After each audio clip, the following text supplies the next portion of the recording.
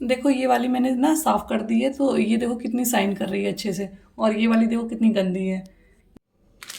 ये देखो glitter seat का पूरा मैंने पैक मंगाया था ऑरेंज। और ये देखो साड़ी वाले जो बैग आते हैं ना, तो इसमें जैसे मैं भगवान जी की पोशाक वगैरह बनाती हूँ, तो छोटी मोटी कतरन वगैरह जो बच जाती है ना, तो मैं देखो ये डिब्बे जो देख रहे हैं ना, इन डिब्बों में ना जैसे चाउमीन वगैरह नूडल्स वगैरह मंगाते हैं, तो इस तरह से होटल से फूड मंगाते हैं ना, तो इस टाइप के डिब्बों में आता है। और इन डिब्बों को ना कबाड़ वाला भी नहीं खरीदता है, क्योंकि ब्लैक प्लास्टिक है। और ब्लैक तरह से देखो कितना सुंदर चार्ट बनाया है, ये आरव ने बनाया है। और ये देखो सबसे पहले ना सारे सामानों को बाहर निकाल लूँगी पूरा खा। हेलो फ्रेंड्स, आज है गणेश चतुर्थी या गणेश चौथ जिसको बोलते हैं। तो आप सभी को गणेश चतुर्थी की हार्दिक शुभकामनाएं, खूब ढेर ढेर सारी शुभकामनाएं। भगवान गणेश जी आप सबके घर में ना रिद्धि सिद्धि शुभ लाभ के साथ में पधारें। आप लोग खूब सुखी होवें, खूब यशस्वी होवें, खूब दीर्घायु होवे। सबका घर जो है ना सुख सुख संपत्ति से भरा रहे, सबके भंडार भरे रहें। और सभी को ना गणेश चौथ की मंगल मंगल कामनाएं। और इसी मंगल कामनाओं के साथ अपने ब्लॉग की करते हैं शुरुआत। Start now. वाह क्या कमेंटेटर है। बस बस। धीमे से धीमे से। Hello dear friends, good morning and welcome back to my channel catch life with Ratna. मैं रत्ना आप सबका बहुत बहुत स्वागत करती हूँ अपने चैनल पे। आशा करती हूँ आप सब बहुत अच्छे होंगे एंड मैं भी बहुत अच्छी हूँ। तो आज का ब्लॉग स्टार्ट करते हैं। जैसे कि अब ये ना जन्माष्टमी हो चुकी है ना, तो बहुत सारे फेस्टिवल बैक टू बैक आ ही रहे हैं। गणेश चतुर्थी, राधा अष्टमी, और उसके बाद पितृपक्ष स्टार्ट होता है। और पितृपक्ष से घर की साफ़ सफाई वगैरह भी स्टार्ट हो जाती है मोस्टली। और उसके बाद नवरात्रि के बाद तो बिल्कुल टाइम बचता ही नहीं है घर को। दीपावली, करवा चौथ, दशहरा, ये सारी मतलब फेस्टिवल जो है ना बहुत जल्दी आने वाले हैं। तो अब ना बहुत टाइम नहीं बचा है, तो फेस्टिवल की तैयारी में हम लोग जुट जाते हैं। और जब घर को थोड़ा थोड़ा ऐसा मेंटेन करते हैं ना, तो काफ़ी टाइम मिल जाता है। तो पूरा घर जो है हमारा बहुत अच्छे से डेकोरेट हो जाता है, साफ़ सफाई। एक्चुअली क्या होता है ना कि बारिश होती है ना, बारिश में ना पूरा घर ऐसे महकने लगता है, अजीब सी स्मेल आने लगती है। तो पूरे घर की क्लीनिंग करना ना बहुत ज़रूरी हो जाता है हर चीज़ों की। और एक यही वजह होती है दीपावली में साफ़ सफाई करने की। मेन वजह ये होती है कि बारिश के बाद में घर में ना एक तो पेंट वगैरह भी ख़राब होने लगता है, स्मेल अजीब सी आने लगती है, बहुत सारी चीज़ें जो होती है हमारे किचन में। तो अगर हम लोग नहीं ध्यान देते तो फंगस लग जाता है और जाले वगैरह लटकने लगते हैं। तो दीपावली में साफ़ सफाई का जो मेन उद्देश्य होता है वो यही होता है कि बारिश के बाद घर को अपडेट कर देना। तो चलो हम भी अपने घर को थोड़ा थोड़ा सा अपडेट करते हैं। और इस समय ना एक र्यूमर बहुत फैला हुआ है, चोर वाला। इस समय जिससे भी चर्चा करो ना, उसी के घर में ये बात सुनने को मिलती है, चोर चोर चोर। मतलब पूरी यूपी में किसी से भी आप बात करो ना, तो एक चोर वाली बड़ी कहानी फैले फैली हुई है। तो इस समय ना अभी मैं 2 दिन पहले मैंने ब्लॉग डाला था, मैं गई थी औरैया लड्डू गोपाल जी के लिए पोशाक भेंट करनी थी मुझे, तो मैं गई थी। तो घर भी गई थी मम्मी के यहाँ। मम्मी, मेरा तो मायका ही औरैया में है, आप सबको पता है। तो जब मैं वहाँ गई तो वहाँ जो दादी और मोहल्ले के लोग थे उन सब से भी बात करी ना, तो सिर्फ एक ही बातें हो रही थी कि चोर आ रहे हैं, चोर आ रहे हैं। ये भाई ऐसा पूरी यूपी में चोर आ रहे हैं, ऐसे कहाँ के चोर आ गए, समझ ही नहीं आ रहा कि ये बात सही है या अफवाह फैलाई गई है। कुछ मतलब कुछ ऐसा आइडिया नहीं है। और मेरे यहाँ भी, मैं तो खैर निकलती नहीं हूँ बाहर, क्योंकि मम्मी पापा अभी हैं। तो अभी मैं बहू हूँ भाई तो बहुओं को अलाउ नहीं होता है घर से बाहर निकलना। तो मैं घर से बाहर तो नहीं निकलती हूँ, लेकिन हाँ बातें सुनती रहती हूँ सभी की। तो ऐसा मोस्टली नीचे हमारे घर के बाहर भी लोग बैठ के बातें किया करते हैं कि चोर आ रहे हैं, रात में चोर आते हैं। तो एक दिन ऐसा बहुत ज़्यादा शोर शराबा था कि घर गली में चोर आए हुए थे। तो मैंने अपने कैमरे में देखा, पूरी नाइट का देखा बैक करके, तो मुझे तो ऐसा कुछ नहीं दिखा। हाँ, रात में 11:40 के समथिंग होगा, तो 5-6 लड़के एक साथ गली से आए, मेरे घर से थोड़ा आगे जाके रुके। उन्होंने बात करी कुछ देर के लिए और आगे निकल गए, और सभी लड़कों के हाथ में फ़ोन था। तो अब एग्जैक्ट तो नहीं कह सकती कि वो चोर ही थे, क्योंकि चोरों के मुंह पे तो लिखा नहीं होता है कि वो चोर हैं भाई। तो ऐसे किसी के ऊपर ब्लेम भी नहीं लगाया जा सकता कि वो चोर हैं। तो अब पता नहीं ये चोर हैं या नहीं है, मुझे तो नहीं पता। अगर भाई आप लोगों के यहाँ भी इस तरह का शोर शराबा हुआ हो और किसी ने देखा हो चोर हैं, या किसी के ऐसी कोई घटना हुई हो, तो अब पता नहीं लेकिन डर तो लगता ही है कि भाई हर जगह शोर हो रहा है, तो कुछ ना कुछ तो सच्चाई है ही। मेरे गांव में, मतलब मेरे मायके में, दादी बता रही थी कि मेरी अम्मा बोलती हूँ मैं उनको, दादी अच्छा ही नहीं लगता, मुझे सूट नहीं करता, क्योंकि शुरू से ही अम्मा बोलती आई हूँ। तो मेरी अम्मा जो है ना वो अब बता रही थी एक लोग के घर में आए होंगे, कूदे होंगे, चाकू लिए थे, ये वो पता नहीं क्या-क्या दुनिया की बातें। तो मुझे तो बहुत डर लग गया है 2 दिन से। मेरी ना रात की नींद हराम हो गई है। रात में मैं सो नहीं पाती हूँ और सुबह से ना बच्चों का लंच वगैरह देने के बाद में मुझे इतनी नींद आने लगती है कि मुझे लगता है मैं सो जाऊँ। लेकिन घर के काम करते-करते ना इतना थक जाती हूँ, बच्चे आते हैं, मैं सो जाती हूँ, तो मेरा कोई एक्स्ट्रा काम भी नहीं हो पा रहा है इस समय। इन चोरों ने ना मेरी तो नींद हराम कर रखी है। आप लोग के यहाँ भी आ रहे हैं? अगर आ रहे हैं तो प्लीज़ कमेंट करके ज़रूर बताइए कि अफ़वाह है या ये सही बातें हैं। क्योंकि इस समय मैं बहुत परेशान हूँ, दिमागी रूप से मुझे नींद नहीं आती है, पूरी रात हो जाती है, नींद नहीं आती है और दिन में मुझे नींद आ जाती है, तो मेरा कोई काम नहीं हो पाता है। तो मैं बहुत परेशान हो रही हूँ इस समय। तो अब ये फेस्टिवल टाइम आने वाला है, बहुत सारे काम भी पड़े हैं, सब कुछ पेंडिंग हो रहा है और आपको बताऊँ ना, मेरे बाहर मैंने जाली लगवा लगवा रखी है अपने घर में, पूरा पैक करा रखा है, तो जाली में लॉक पड़े रहते हैं। कुछ टाइम के लिए भी काम-वाम हो रहा था घर में, नया वाला घर बन रहा था तो कंस्ट्रक्शन का काम चल रहा था उसमें, तो लॉक वगैरह खोलने पड़े थे जाली के, क्योंकि अब इधर से उधर जाना रहता है लेबर मज़दूर लोगों को। तो बहुत ज़्यादा लंबा मकान है तो काफ़ी रौंदना लेना पड़े, तो ऐसे खोल दिए थे। अब मुझे इतना डर लग रहा है, मैं सोच रही हूँ आज सारे लॉक लगा दूँ अपने घर में, ताकि सेफ़ हो जाए सब कुछ। बहुत मतलब जो चोर हैं ना उनके बारे में ऐसी-ऐसी बातें करी गई हैं। मेरी अम्मा बता रही थी कि वो बड़े-बड़े चाकू लेके आए रहते हैं और कहीं किसी फैमिली में उन्होंने बच्चों को भी काट दिया। तो ये सारी बातें सुन के ना बड़ा दिमाग ख़राब हो गया, अपसेट हो गया है। तो आप लोग बताइएगा कमेंट करके ज़रूर प्लीज़ कि आप लोग के यहाँ भी चोर आ रहे हैं क्या? सही में ये कुछ घटनाएँ हुई हैं, चोर हैं या नहीं हैं, या सिर्फ़ अफ़वाह है? तो थोड़ा मेरा दिमाग भी रिलैक्स हो जाएगा। तो चलो काम भी कर लेते हैं कुछ। आज ना मेरी जो ड्रॉअर है, क्राफ्ट ड्रॉअर, जो मैं क्राफ्ट का काम अक्सर करती हूँ, एक्टिविटीज़ किया करती हूँ कुछ ना कुछ, और ये क्राफ्ट मैंने करना कैसे सीखा मैं आपको वो भी बताती हूँ।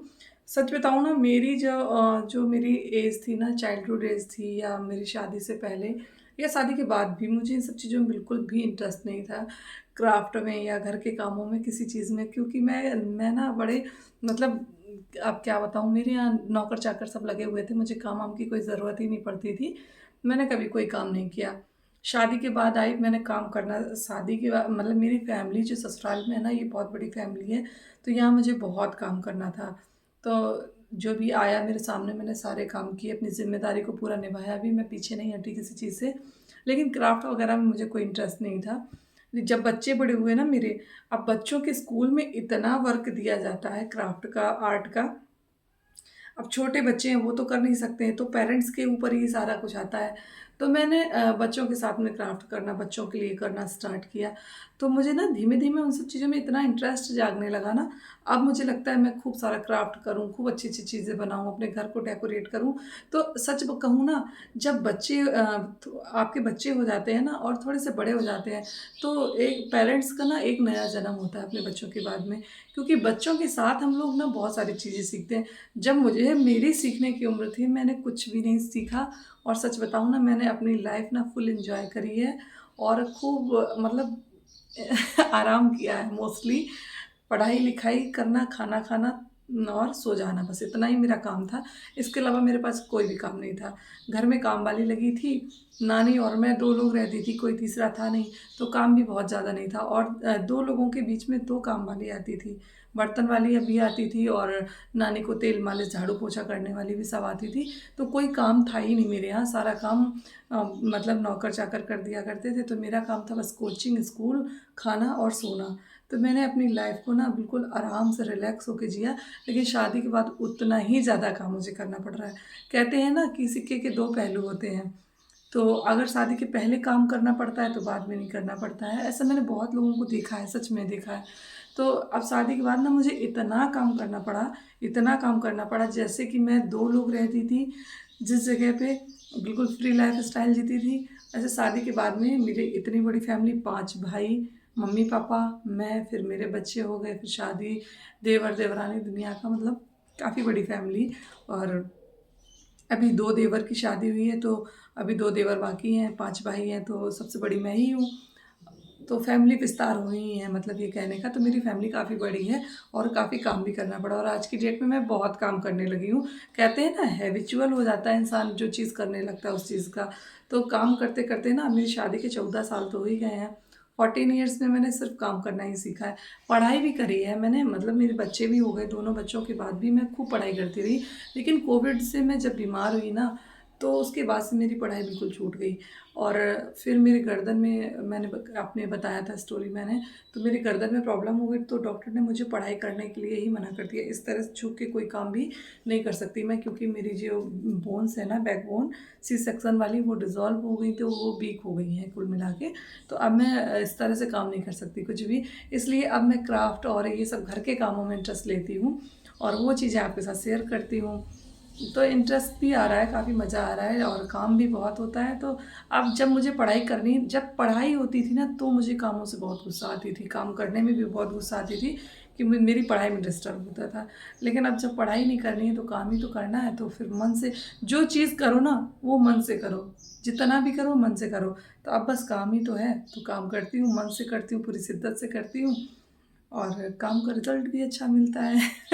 अब बच्चे भी बड़े हो गए हैं, तो अब मुझे लगता है कि जॉब वॉब करना मेरे लिए इतना ज़रूरी भी नहीं है, क्योंकि अब बच्चों को देखना है, बच्चों की लाइफ पहले है, बच्चों को पढ़ाना है, बच्चों को स्टेबल बनाना है, ताकि बच्चे अपनी लाइफ में आगे चल के कभी भी परेशान ना हों। देखो, शिक्षा और संस्कार दो ही चीज़ें ऐसी होती हैं जो अपने बच्चों को ज़रूर देनी चाहिए। बाकी आप कुछ भी दें या ना दें, लेकिन शिक्षा और संस्कार ज़रूर दें अपने बच्चों को, ताकि जो आप, अगर आप कोई कमाई करके देते भी हैं ना अपने बच्चों को, तो वो बच्चे उसको बर्बाद ना करें, उसको सहेज के रखें और उनका अच्छा यूज़ कर सकें। अगर आप बच्चों को संपत्ति नहीं भी देंगे तो भी कोई बड़ी बात नहीं है, लेकिन शिक्षा देंगे तो वो बहुत सारी संपत्ति जोड़ लेंगे।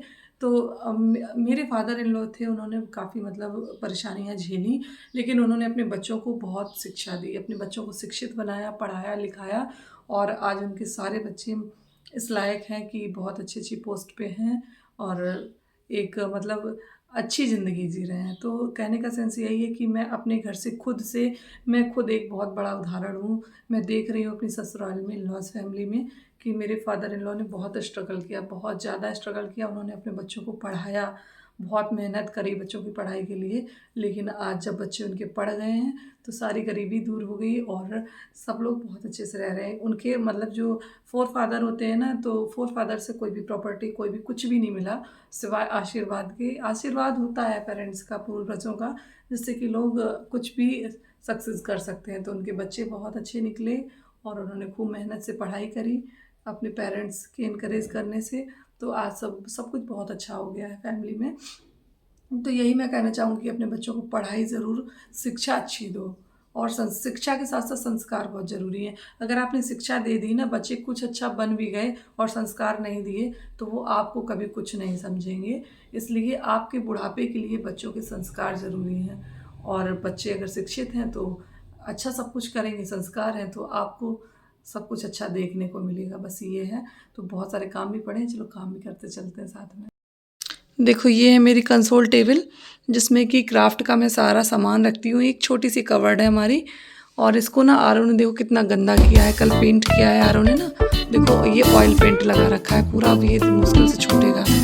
आरव ना बहुत मतलब ज़रा-सा भी अगर हम इधर-उधर काम करने लगे तो पूरा गंदा कर देते हैं। और ये देखो सब कैसे उल्टा-सीधा सब बच्चों ने कर दिया है। आज बस इसी की सफाई करनी है। अब दीपावली के लिए ना बहुत सारे क्राफ्ट बनाने हैं मुझे, बहुत सारे आइटम्स बनाने हैं। तो मैं सोच रही हूँ पहले अपना जो ये मेरा सामान है ना क्राफ्ट का, सब बच्चों ने उल्टा सीधा कर दिया है, इसको टेबल को मैं पूरा साफ़ कर दूँ, क्लीन कर दूँ, अच्छे से सेट कर दूँ, ताकि जब भी मुझे कोई काम करना हो ना, तो हर चीज़ मेरे हिसाब से मुझे तुरंत तुरंत मिल जाए। और देखो इस समय मेरे बाल भी पूरे सफ़ेद हो रहे हैं। मुझे मेहंदी भी करनी है, लेकिन टाइम नहीं मिल रहा है इस समय। तो बस अब चलो इसको साफ़ करते हैं।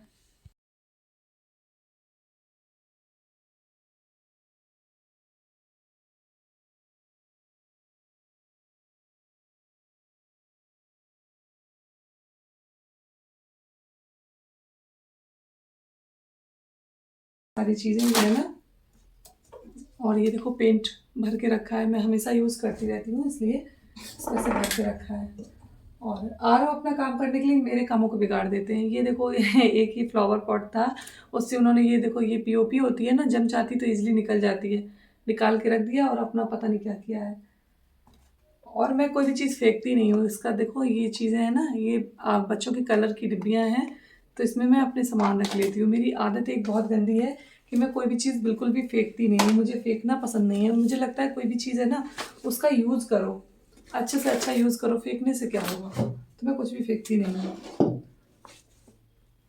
जब मुझे लगता है कि ये चीज़ बिल्कुल बेकार है तो उसको मैं फिर बेच देती हूँ, तो कुछ पैसे मिल जाते हैं। हम इंडियन लेडी ना जुगाड़ से ही तो अपने घर को बहुत अच्छा चला पाते हैं। तो ये सारी चीज़ें आनी चाहिए। कि ये देखो, इसकी जो सॉक्स होती है ना, सॉक्स की ग्रिप बहुत अच्छी होती है।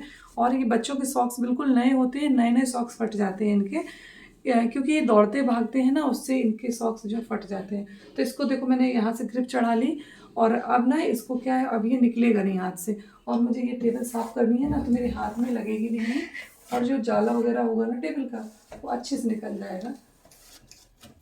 इस तरह से हम क्लीन कर पाएंगे।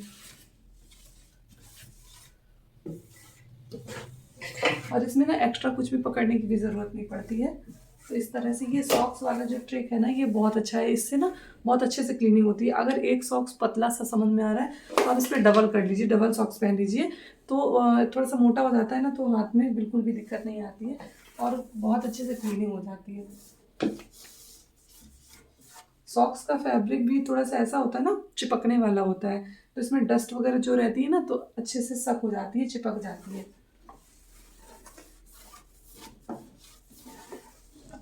तो अब हम इसको पूरा क्लीन कर लें, फिर आपसे मिलते हैं। देखो, ये डिब्बे जो देख रहे हैं ना, इन डिब्बों में ना, जैसे चाउमीन वगैरह, नूडल्स वगैरह मंगाते हैं, तो इस तरह से होटल से फूड मंगाते हैं ना, तो इस टाइप के डिब्बों में आता है। और इन डिब्बों को ना कबाड़ वाला भी नहीं खरीदता है, क्योंकि ब्लैक प्लास्टिक है, और ब्लैक प्लास्टिक जो होती है ना, इसको कबाड़ वाले नहीं खरीदते हैं। तो इनको फेंकने से अच्छा, अगर फेंकेंगे तो पॉल्यूशन भी फैलेगा।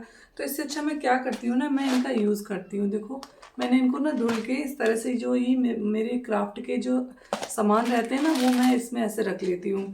तो ये सारे बीड्स वगैरह मैंने अलग अलग रख रखे हैं। जब भी मुझे इनका यूज़ करना होगा तो मुझे कहीं भी ढूंढना नहीं पड़ेगा, और सारे बॉक्स अलग अलग इस तरह से ये अच्छे से स्टोर भी हो जाते हैं। कम स्पेस में ना बहुत सारी चीज़ें इस तरह से स्टोर हो जाती हैं। और देखो, ये वॉलपेपर में ऑनलाइन भी मिल जाते हैं, ऑफलाइन ऑनलाइन आप कहीं से भी ले सकते हैं।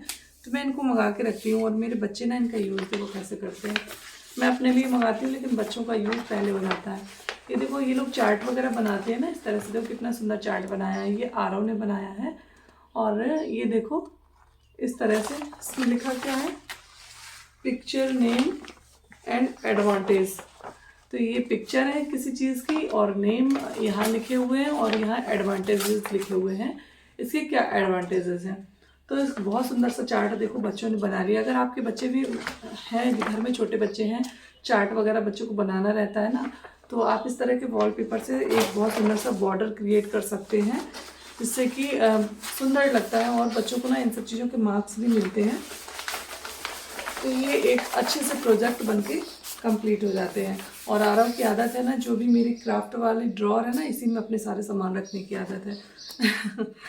तो और इसका ना, इससे आप, जैसे आपके पास में घर में लकड़ियाँ पड़ी हुई हैं, तो आप इसको लकड़ी में भी लगा के एक ट्रे वगैरह बना सकते हैं, डेकोरेटिव आइटम बना सकते हैं, इनको यूज़ भी कर सकते हैं किसी भी तरीके से। तो ये वॉलपेपर ना बहुत ही हेल्पफुल चीज़ है, बहुत अच्छी चीज़ है। अब जैसे अगर आप इस पर लगाना चाहें तो इस पर लगा सकते हैं, लेकिन इसमें बहुत सुंदर सी माइका लगी है, तो इसमें लगाने की कोई भी ज़रूरत नहीं है। और जो ये मेरी ड्रॉअर है ना, ये सच बताऊँ कैसे बनी है, जो मेरी पुरानी किचन थी ना, तो उसमें जो फर्नीचर लगा हुआ था, मैंने उसको निकला दिया था। नया जब मॉडलर किचन बनवाई है, तो पुराना फर्नीचर निकलाया था, तो वो जो लकड़ी पड़ी हुई थी वो वेस्ट थी बिल्कुल। मैंने सोचा ये बेकार हो जाएगी, इसमें भी तो लागत लगी है। तो उसी पुरानी लकड़ी से मैंने जोड़ तोड़ के जैसे भी करके ये ड्रॉअर बनवा ली, और ये बहुत फ़ायदेमंद है, बहुत ज़्यादा। और ये देखो, प्रिंटर वाले जो पेपर होते हैं ना, वो भी इसमें रख हैं। और ये आरव बर्बाद बहुत करते हैं पेपर, जो प्रिंटर वाले पेपर रहते हैं। आरव इनका सारा दिन आरव को प्रिंट करना रहता है कुछ ना कुछ। और ये बच्चे जब क्राफ्ट का काम करते हैं ना, तो ये मेरी ऐसे सब गंदी चीज़ें कर देते हैं। पूरे मिरर जो है ना, सब आपस में मिला दिए, बीड्स वगैरह जो मिला दिए। तो अब जब बच्चे काम करते हैं ना, तो मैं बच्चों को यही वाला पकड़ा देती हूँ, क्योंकि मेरी सारी चीज़ें गंदी ना हों। और एक इस तरह से ये बॉक्स है, ये मैंने मीशो से मंगाया था। इसमें 6 अलग अलग बॉक्सेस हैं, तो इसमें अपनी चीज़ें आप अलग अलग रख सकते हैं। तो इससे ये क्या, मिक्सअप नहीं होता है, और आसानी से यूज़ कर पाते हैं। और ये देखो चॉकलेट के डिब्बे हैं। तो इन चॉकलेट के डिब्बों में भी मैंने अपना सामान रख रखा है ताकि जो भी चीज़ें हैं ना मुझे टाइम पे मिल जाए। बॉक्स में सामान रखते हैं ना तो इसको यूज़ करना ईजी होता है। ये भी चॉकलेट का ही डिब्बा है। इसमें मैंने देखो अपनी ये ड्रिल वगैरह रहती है, सॉरी वो क्या बोलते हैं, सोल्डरिंग आयरन कहिए जिसको बोलते हैं, ये इस तरह के सारे सामान रख रखे हैं।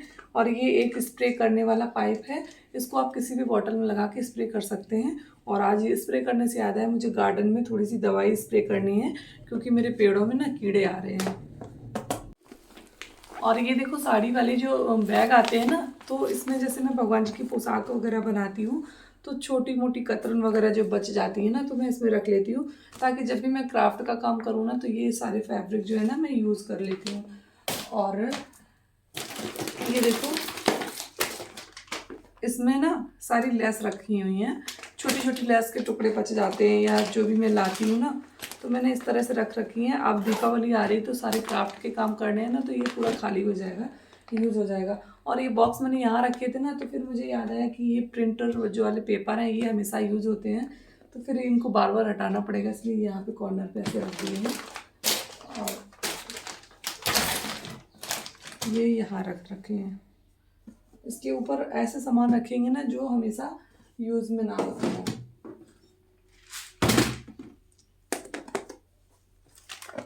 और एक ये ना मैं वी मार्ट से लाई थी बॉक्स, तो इसमें मैंने अपने इस तरह के सामान रखे हुए हैं, कॉटन वगैरह, स्ट्रैप कॉटन और जो भी चीज़ें रहती हैं इस तरह से ये सारी चीज़ें।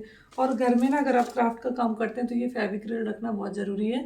ये फेविक्रिल ना जो बहुत अच्छा पेस्ट होता है इससे, तो इसको मैं ज़रूर रखती हूँ क्योंकि बच्चों को भी ना डेली डेली कुछ ना कुछ बनाना ही होता है तो वो बहुत ज़रूरी रहता है। ये देखो ग्लिटर सीट का पूरा मैंने पैक मंगाया था और इनका भी अब कोई क्राफ्ट बनाऊंगी दीपावली में, कलरफुल सी चीज़ें बहुत अच्छी लगती हैं तो इससे भी कुछ अच्छा बनाऊंगी। देखो ये वाली मैंने ना साफ़ कर दी है तो ये देखो कितनी शाइन कर रही है अच्छे से, और ये वाली देखो कितनी गंदी है। ये आरव ने ना पूरा पेंट लगाया है और ये पेंट ना देखो ईजिली एकदम साफ़ हो रहा है। इसमें मैंने ना सॉक्स में थोड़ा सा तारपीन का तेल लगा लिया है और तारपीन के तेल से ना ये बहुत अच्छे से साफ़ हो जाता है और इससे कलर भी नहीं जाएगा। थिनर का यूज़ बिल्कुल मत करना क्योंकि थिनर से जो है कलर जा सकता है। थिनर बहुत हार्ड होता है, कलर को उड़ा देता है, इसलिए थिनर का यूज़ नहीं करना है। हाँ तारपीन के तेल से आप साफ़ कर सकते हैं, बहुत अच्छे से क्लीन हो जाता है। और एक तरफ का ये देखो क्लीन हो गया है, एक और दूसरा पार्ट में क्लीन कर रही हूँ आपको दिखाते हुए, आप देख सकते हैं कि ये बिल्कुल साफ़ हो जाएगा। और जो हैंडल है ना ये, इन पे बिल्कुल भी कोई भी केमिकल यूज़ नहीं करना है वरना तो ये ख़राब हो जाएंगे। हैंडल्स को आप सिर्फ़ और सिर्फ गीले कपड़े से ही साफ़ कर सकते हैं और ये इजीली साफ़ हो जाते हैं। गीला कपड़ा भी ना हो, आप सूखा कॉटन का कपड़ा ले लीजिए और रगड़ दीजिए कस के हाथों से ना, तो भी वो अच्छे से साफ़ हो जाते हैं। अगर हैंडल में केमिकल लगाएंगे ना तो इनकी जो पॉलिश है ना वो ख़राब होने लगेगी धीमे धीमे और वो पूरे बेकार हो जाएंगे। और ये जो हैंडल्स ये वाले हैं ना ये बहुत कॉस्टली मिलते हैं, बहुत ज़्यादा। जो मेरी कवर्ड में लगे हैं ना बड़े वाले हैंडल, तो एक हैंडल जो पेयर नहीं, सिर्फ एक हैंडल जो है उसकी कीमत 3200 रुपये है। तो ये बहुत महंगे आते हैं, इसलिए इन पर ना कोई भी केमिकल यूज़ करने की ज़रूरत नहीं है।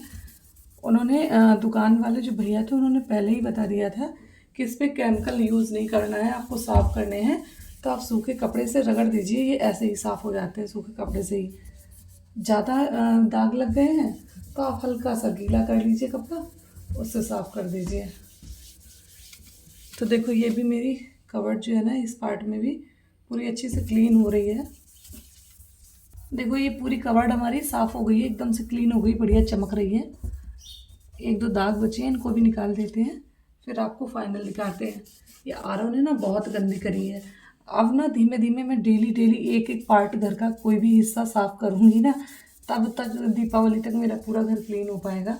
इसमें बारिश की वजह से बहुत ज़्यादा घर गंदा हो रहा है और इधर थोड़ा सा फेस्टिवल भी पड़ गए बीच में ना, तो सफाई नहीं हो पाई। वैसे डेली डेली कुछ ना कुछ करते रहो तो सब चीज़ें एकदम से मेंटेन रहती हैं, लेकिन जब काम ज़्यादा होता है ना फेस्टिवल वगैरह पे ना, तो सफाई वाला काम जो डिले हो जाता है क्योंकि घर का ही इतना काम हो जाता है, बच्चों का काम, घर का काम, तो क्लीनिंग वाला काम डिले हो ही जाता है।